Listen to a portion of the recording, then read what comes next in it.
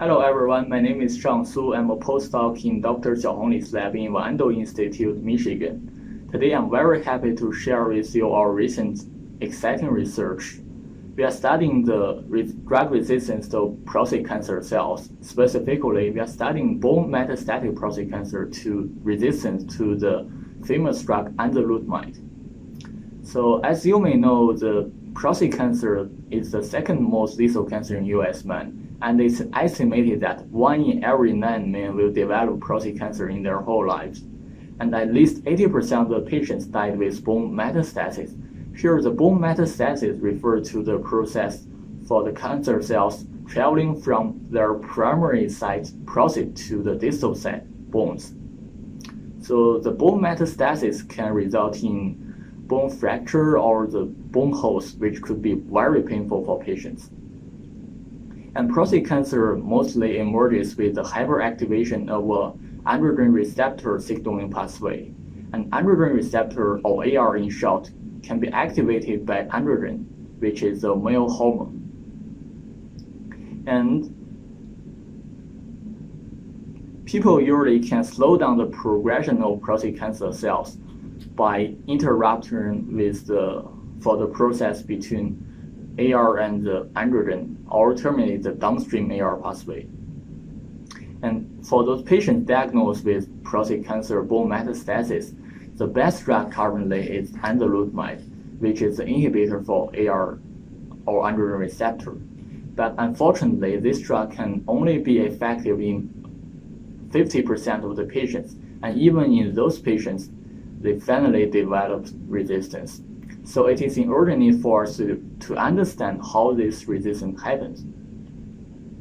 Then how can we find out the clues for this resistance? As the famous physicist Richard Feynman says, "What I cannot create, I cannot understand." So we decided to develop a math model to simulate the progression of prostate cancer.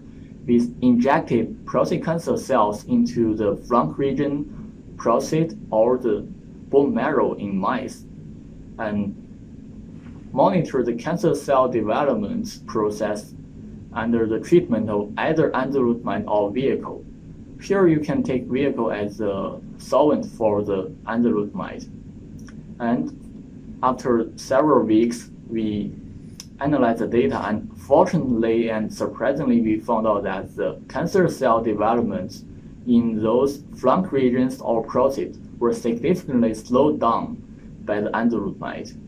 But in the bone marrow, we found out that the cancer cell development was not affected by the enzalutamide, which means the bone developed resistance to those enzalutamide drugs. So we successfully recaptured the bone resistance, and this is the eureka moment in our project. And the second source on this phenomenal data, we realized that the key player we want to seek must lie in the bones itself.